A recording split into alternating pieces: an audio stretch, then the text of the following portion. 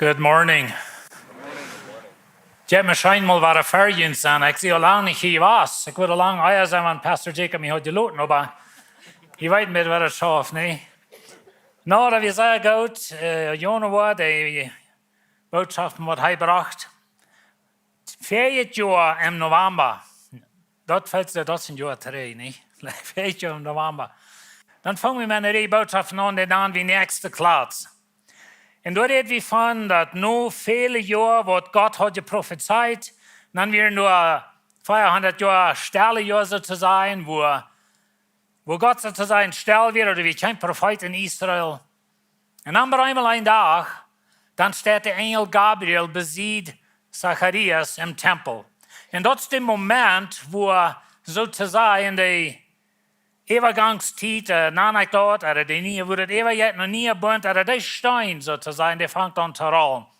Oder was wir uns hier sagen, ist, dass Gott dort mehr Kjlats in seinem Puzzle nennt. Wer von euch das Puzzle zustellen über Weihnachten? Habe ich vorher gekriegt, hat ihr einen Hummer, der dann anklappern, was nicht ganz passen? Das ist echt, dass in ihrer Busse. Aber das ist ein bisschen so ans Leben einmal ist, nicht? Wir wollen nicht nur Gott lernen, und so dann da wir mal klar selbst und ans Leben anhumeren, und dort wo wir fertig viel Trouble kriegen. Aber der Engel Gabriel kommt nach Zacharias, und dann kommt er nach Maria, und sagt, sie wollten sehen haben. Und diese beiden Jungs, die wurden geboren, die wachsen ab, und die letzte Botschaft, die ich da im November, dort handelt es sich von Johannes, der geht nach Jordan, fängt an zu taufen, fängt an zu predigen, er merkt das Reut für den Messias. Und so nu waren wir 3 durchgehen, 3 um Jordan. Jesus kommt einen Tag an und er lässt sich von Johannes taufen. Na, die Geschichte wollen wir nicht von der hier durchgehen, aber wir wollen da, was kurz nur dort kommt. Und das ist ein von den interessantesten Dingen für mich mit Jesus auf der Erde, dass er sozusagen den Teufel begegnen. Und wir wollen checken, Jesus seine Verfolgung oder seine Versuchung von der. Und ich will lesen in Lukas Kapitel 4, ich will die Geschichte ganz lesen und dann werden wir da some Punkte mitnehmen. Lukas 4, Vers 1. Dann kam Jesus voll vom Heiligen Geist, vom Jordan 3, also er hat es groß getauft, und ward vom Jesus in der Wildnis geführt, wo er 40 Tage vom bösen Feind versucht ward. Er eit in die Tage nicht, und als er immer wieder Hunger haben. Der böse Feind sagte ihm, wenn du Gott sehen bist, dann gebei diesen Stein Brot zu worden. Jesus sagt, dort steht geschrieben, ein Mensch lebt nicht bloß von Brot, aber von alles, was Gott geredet hat, oder wie kann sein, von Gott sein Wort. Dann nahm der böse Feind am ab in Hugenborg knapp und leit am in ein Augenblick alle Königreichs in der Welt sein. Und seht am, die wo ich die alle mit Macht und Herrlichkeit hab geben, wills die sind mir gegeben worden. Und ich konnte dem geben, wem ich will. Und wenn du mich anbeten willst, ist das alle dient.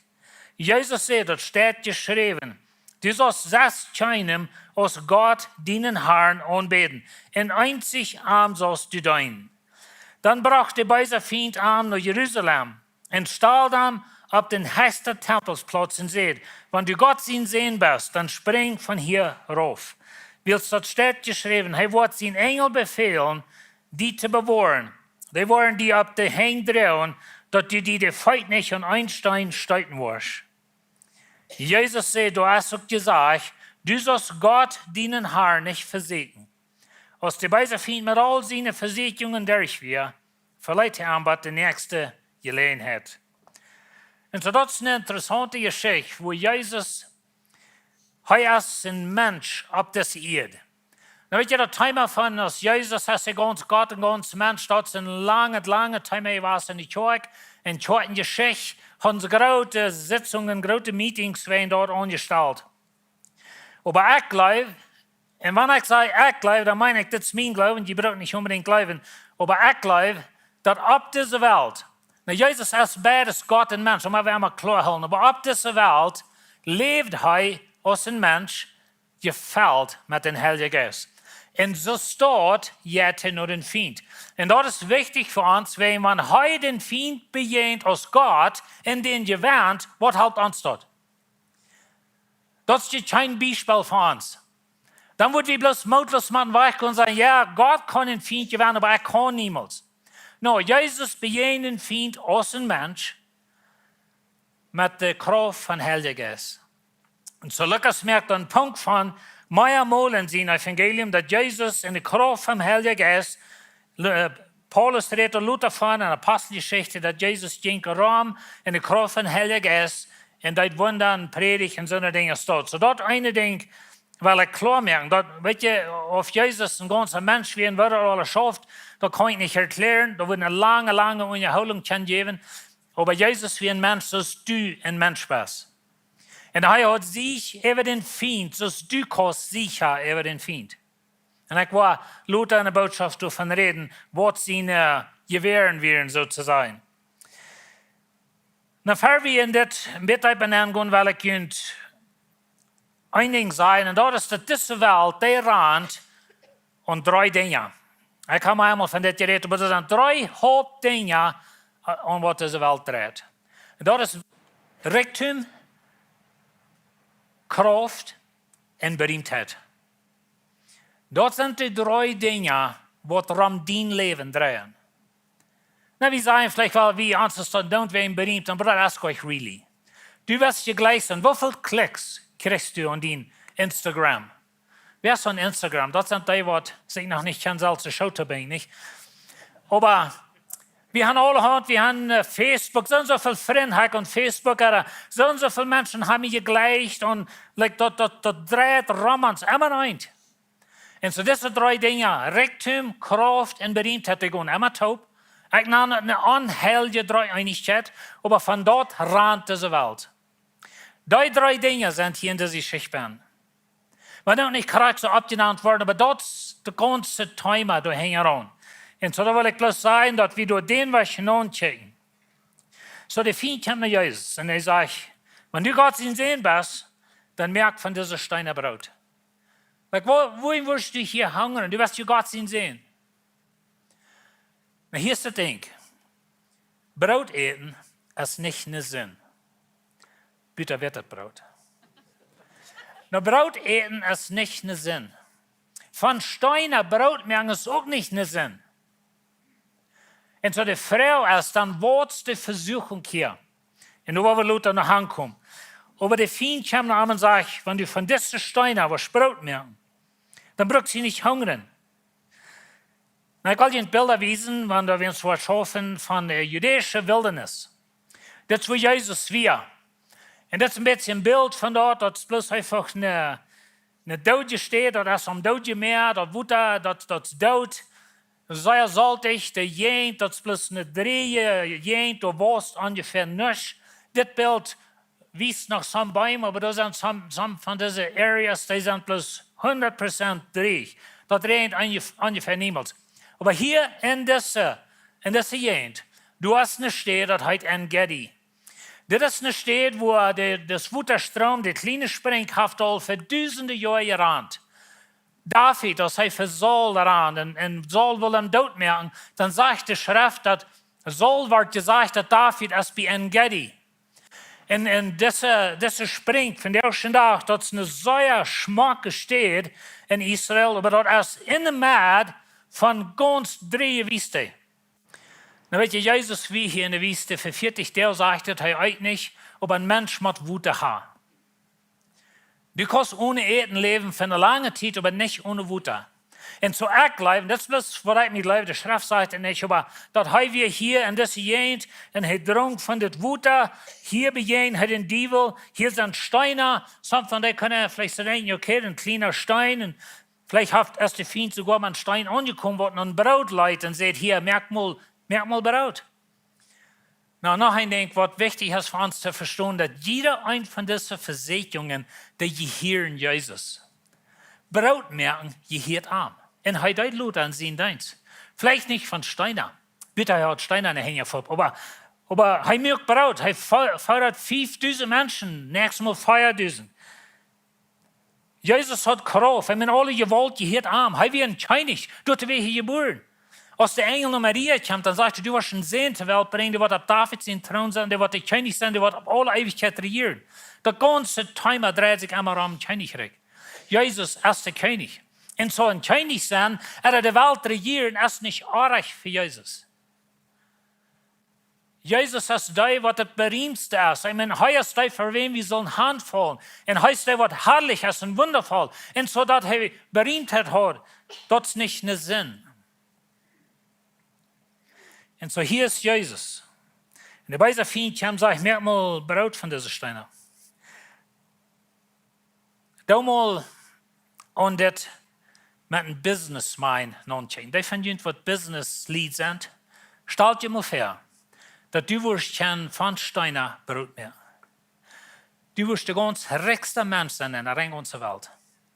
Du wirst nicht bloß der reichste Mensch sein, du wirst der sein, was der meiste Nufall hat. Die ganze Welt, wo die heranrennen, die ganze Welt, wo die anladen, komm mal nach ans Land.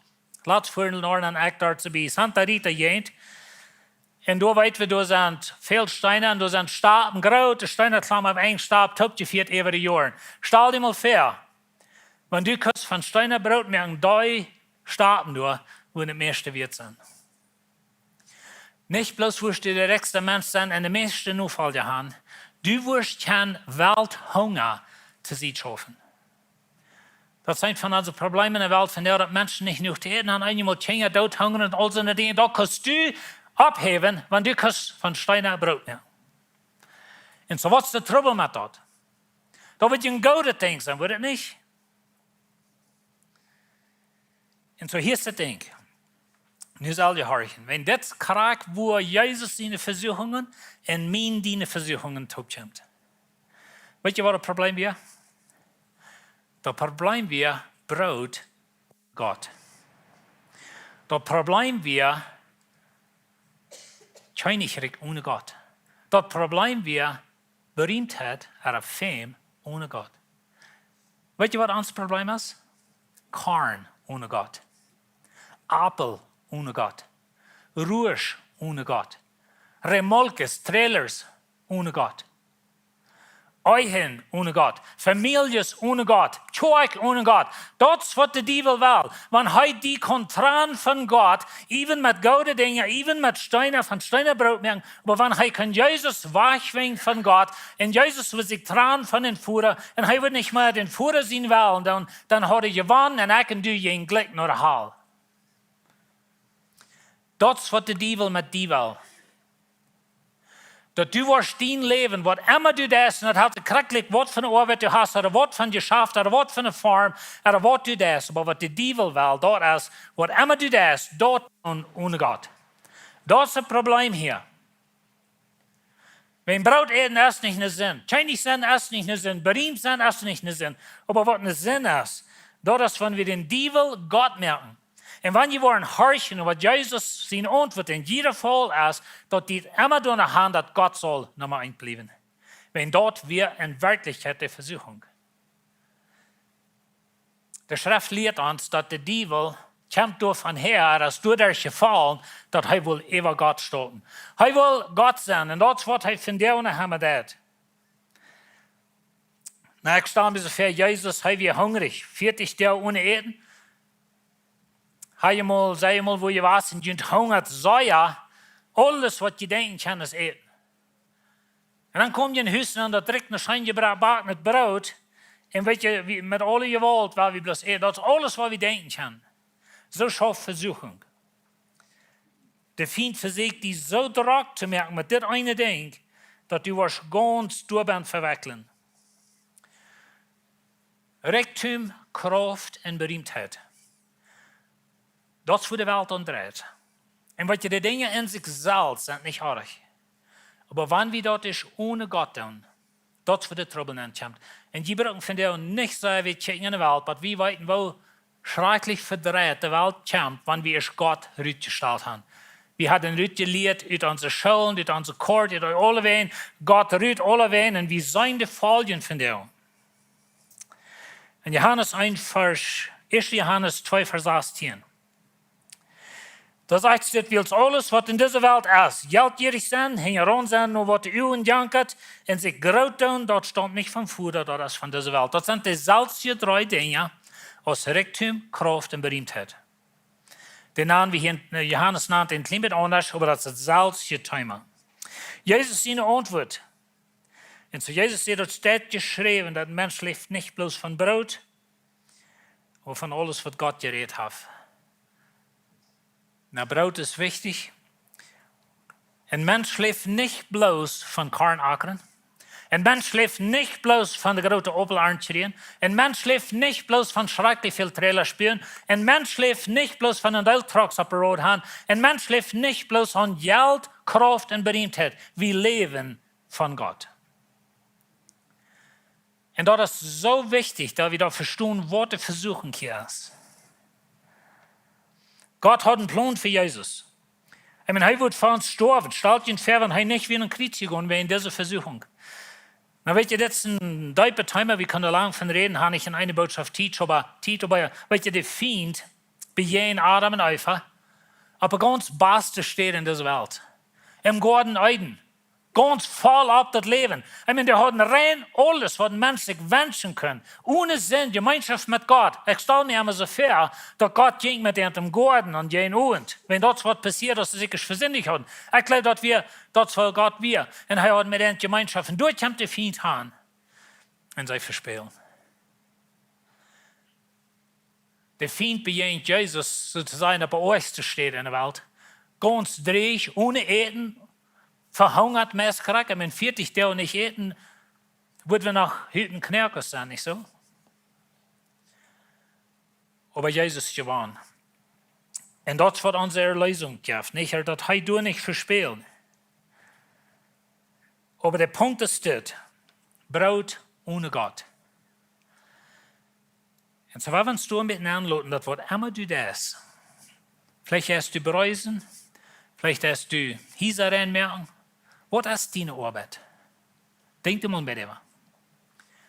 Und dann frag dich, wo ist Gott hier bin? Da ich das bloß für Reichtum, Kraft und Berühmtheit? Na, weet je, wie wollen immer das Höchste sein, das Größte, das Beste, wie wollen das meiste Geld, das nächste Trakt, das nächste Haus? Das ist, wie gesagt, das hat mit diesen 3 Dingen zu tun.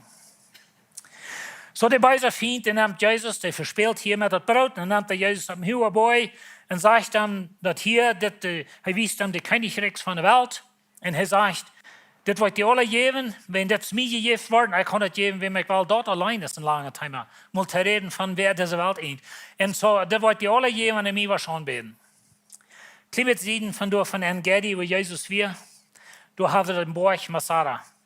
Und, dit is een borg, der ist von allen Seiten, der hat eine Hecht und boven als der Glück. Herodes der Grote, er hat da, dit ist ein gemoldet Bild, aber die Palasten, was die da sind, die sind von Herodes gebaut. Der Herodes, was Jesus versucht anzubringen, ist Jesus ein kleines Kind wie. Das Herodes ist bekannt für seine große Dinge bauen. Und von der auch schon auch, dass Masada erst noch, wie wollen einen Monat wieder in Israel sein? Wer will damit? Das ist ein bisschen schade, aber du nicht sagen. Wenn ich will Krieg hier anfahren, dann will ich Ihnen so ganze Geschichte vertellen von das. Wenn hier das bei euch passiert, was so interessant ist, nur Jesus hat nur was der Römer das Land annehmen, der Jerusalem vernichten, und so eine Dinge. Aber der Feind nimmt ihn hier an, nur Masada, und du hast noch ein Borg in Israel, der nennt sich der Herodien, der ist dicht wie Bethlehem, da wie mal, als wir in Israel wären, hier sind wir nicht was, aber wie wir auf den Borg, der ist auch von Herodes gebaut. Herodes hat den viel Hecher gemerkt und einen großen Palast abgebaut. Aber weißt du, diese 2 Städten, die stellten Rom ihre Kraft und Herrlichkeit vor. Diese Städten wären unannehmbar. Weißt du, die eine Zeit, wenn sie eine Stadt wollen annehmen, dann wird die Rom gesagt mit Soldaten, dass sie nicht nennen, und können sie hungern in der Stadt aus. Oder dass die ohne Wut erranden. Diese Städten, die Geschichte, die wir sagen, dass Masada hat verrot für 10 Jahre. Ich weiß nicht, ob es wörtlich stammt, aber für 10 Jahre verrot. Und so wir meist allmählich, und das ist die Geschichte, die ich Ihnen will vertellen, warum das annehmen, wenn die Juden nehmen das über dem an und da wird eine Gruppe Juden boven Luther. Aber das sind Symbole von was der Feind tut. Ich weiß gar nicht, dieser Boy, wie erwähnt, das ist ein hoher Boy, und er weiß, die ganze Welt so ein Boy auf dieser Welt. So dat is een bilderspreek, dat weet wie, dat de vriend die sozusagen rolt mal een film, waar Jezus in Uhren en zegt, kijk mal naar al deze herrlichkeit. Aber deze bad boy, Jezus in de tijd, stelt een Raum ihre Kraft en herrlichkeit voor, in een Raum wie sozusagen de Weltregierung zu der tijd. So dat is möglich, dat dit door een rol speelt. Aber allemaal, de vriend neemt dan op en hij zegt, dit wil ik die geven, want die mij was aanbeden. En Jezus zegt hem, dat staat geschreven, du sollst schijnen als Gott, den Herrn anbeten, en einzig arm sollst du sein. Hielt je dat wat hij zegt? Nou weet je, Jezus zegt jedes Mal naar de schrift, dat door waar we Luther nach 3 kommen dort, aber wat hij zegt is, Gott will nummer 1 sein in die. Wat je braucht ohne Gott, Regierung ohne Gott, Herrlichkeit, all de Kraft van de Welt. Ik ben manchmal de sterkste Mensch, wie de president van de States wordt geredet van the most powerful man in the world. Like, daar woont de krachtvolste man in de wereld.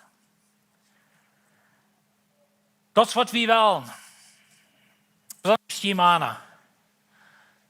Ik bedoel, je moet gum je hebben ombaken, je moet je trak, je moet essen met je. En wanneer we een tractor hebben, wat veel horsepower heeft, dat is de eerste vrouw wat we staan. So wie willen kracht. En wie willen de verste zijn, de grootste, de hoogste. En zo de vriend zegt, van de mij was aanbeden, dit geef ik die alle. En Jezus zegt, du sollst Gott allein aanbeden. Du nicht Korn ackern ohne Gott, Apfel ohne Gott, Trailer ohne Gott, wat immer Dino, aber wat van een fabriek hast du?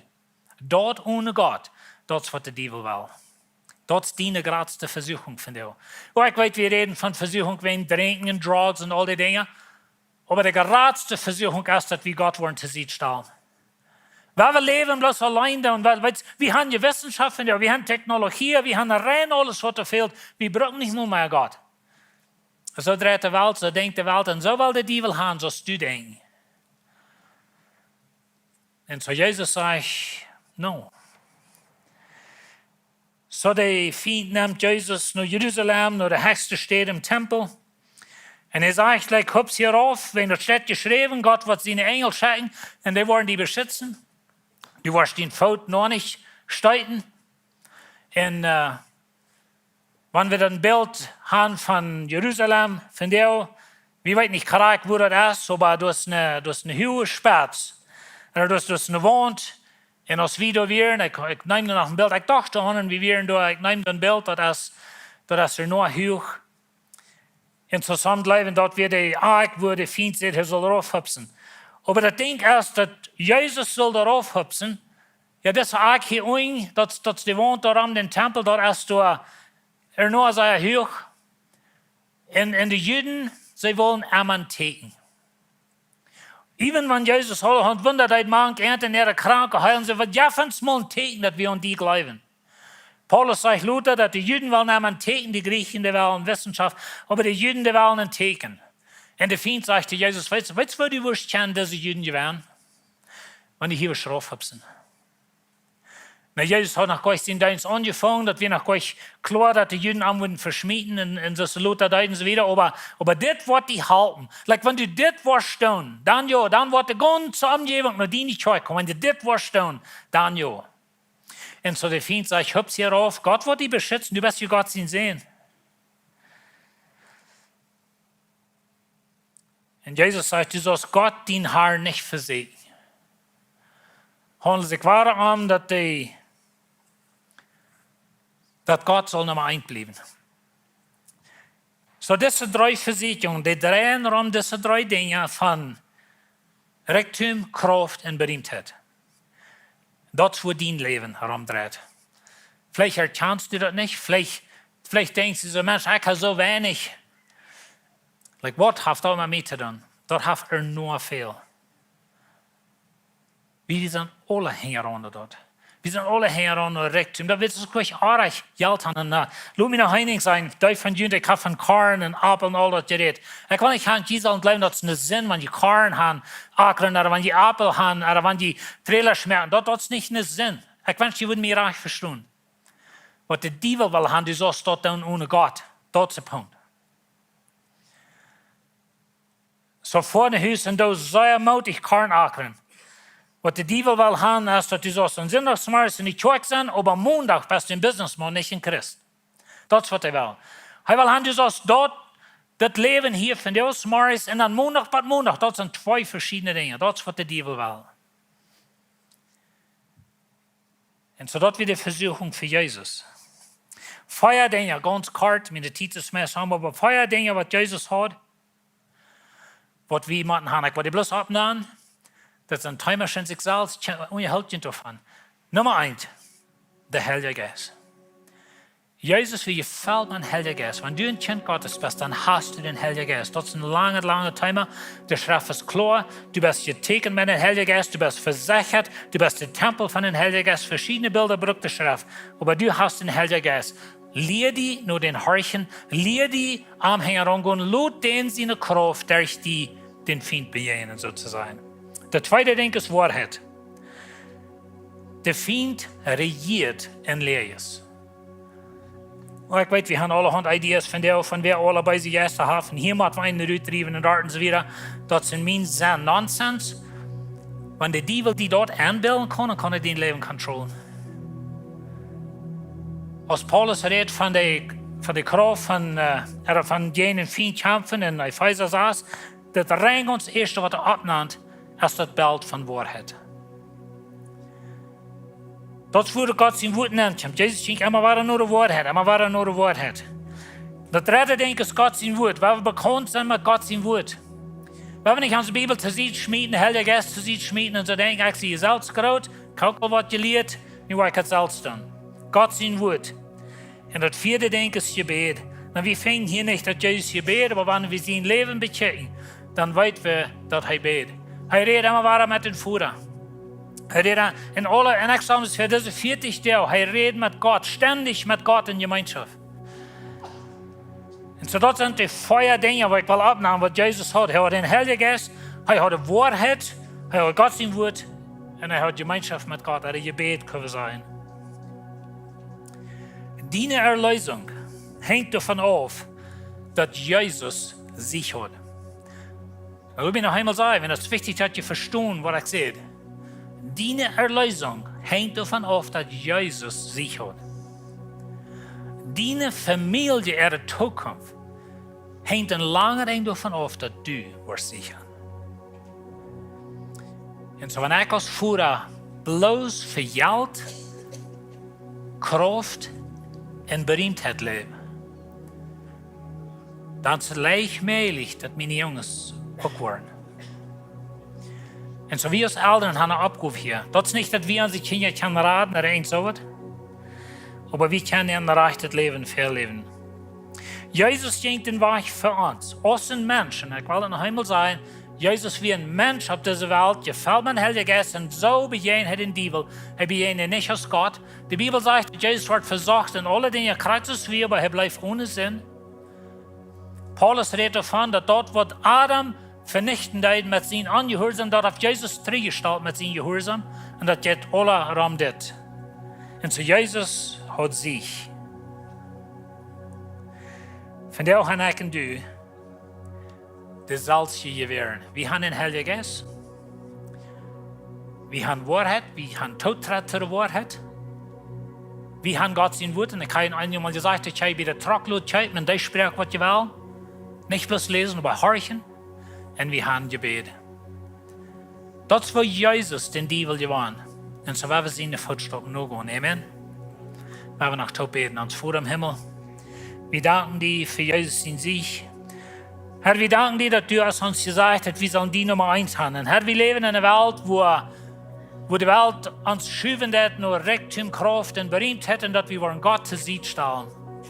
Und ich bete, dass du uns halten. Gib uns Kraft durch den Heiligen Geist. Durch Wahrheit, durch dein Wort, durch Gebet, dass wir mit den Teufel wollen sichern und dass wir für die einen Unterschied machen in dieser Welt. Wir danken dir in Jesus' Namen. Amen.